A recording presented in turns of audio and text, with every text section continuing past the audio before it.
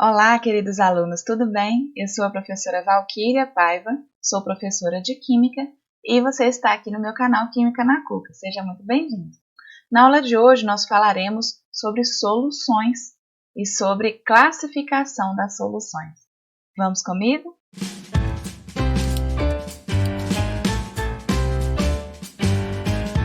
Eu convido você que, se ainda não é inscrito, inscreva-se no meu canal, deixe seu like no vídeo e um comentário. Falando então sobre soluções, na natureza nós raramente encontramos substâncias puras. O mundo que nos rodeia é constituído por sistemas formados por mais de uma substância, que são as misturas. Quando nós temos misturas homogêneas, nós temos então o que chamamos de soluções.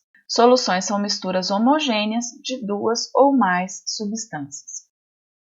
As soluções são formadas por soluto e solvente. Como nós já falamos na aula anterior, com o tema dispersões, o soluto ele também pode ser chamado de disperso. É aquela substância que está disseminada. Também a gente pode, de uma maneira mais simplista, dizer que é a substância que está em menor quantidade.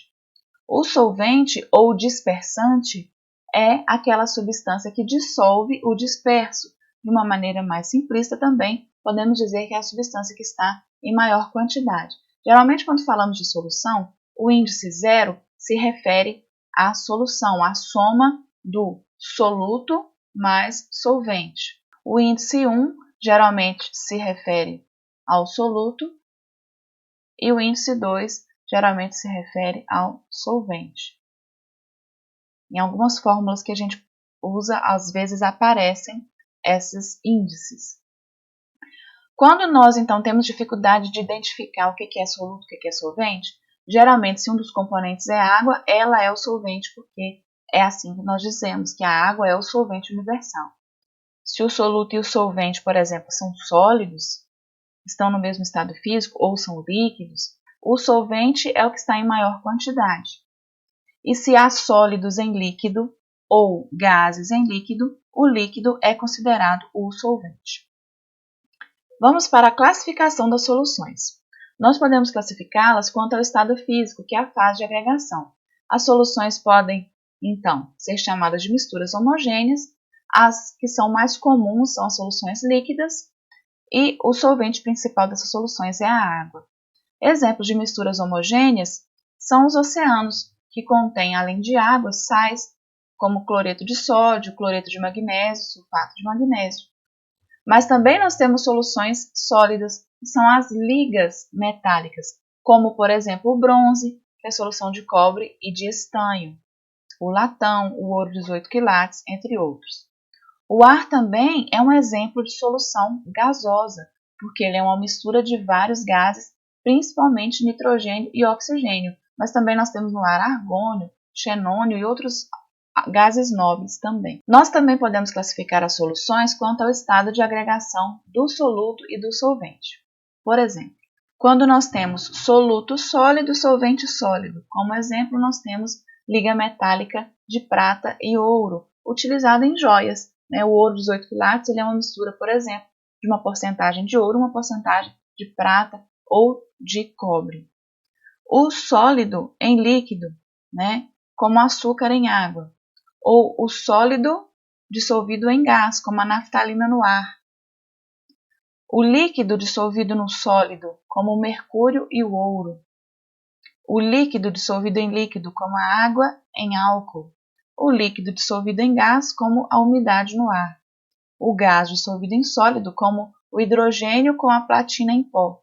O gás dissolvido em líquido, como o gás carbônico em bebidas. E o gás dissolvido em gás, como o ar atmosférico.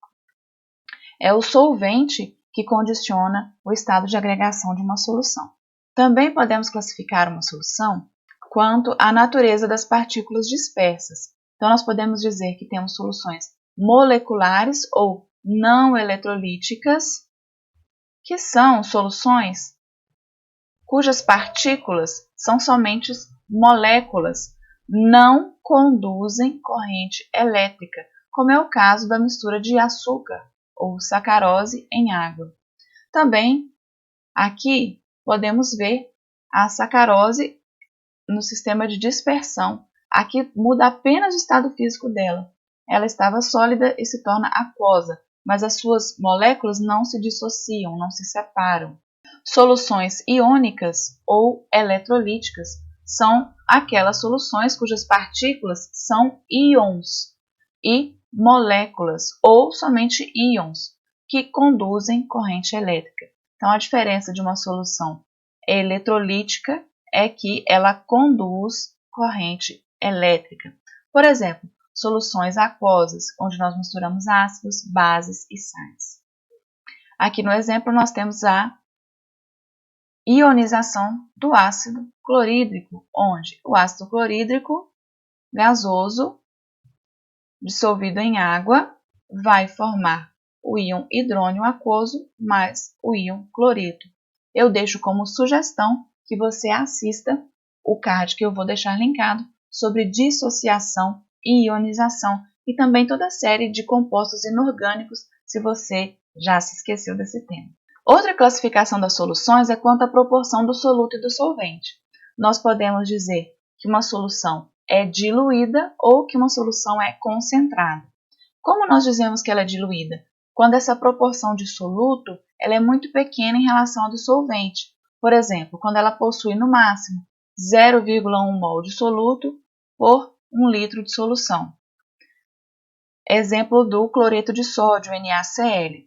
Quando nós temos 58,5 grama por mol do NaCl em uma solução, com até 5,85 gramas de NaCl para cada 1 litro de solução, nós consideramos que ela é diluída. Veja que é em torno de 10% do coeficiente de solubilidade, que nós vamos dizer melhor em uma próxima aula. A solução concentrada é quando a proporção do soluto é grande em relação à do solvente. É a que possui mais de 0,1 mol de soluto por litro de solução, como é o caso do cloreto de sódio numa solução com mais de 5,85 gramas de cloreto de sódio para cada 1 litro de solução. Então, é considerada concentrada. Num exemplo aqui, se nós tivermos, por exemplo, 300 gramas de cloreto de sódio em 1 litro de água. Essa foi a nossa aula de hoje. Muito obrigada por assistir essa aula sobre classificação de soluções. Nas próximas aulas, continuarei com o tema de soluções. Então, inscreva-se no canal para receber as notificações, ative o sininho e deixe seu like se você gostou do vídeo. Um abraço e até a próxima!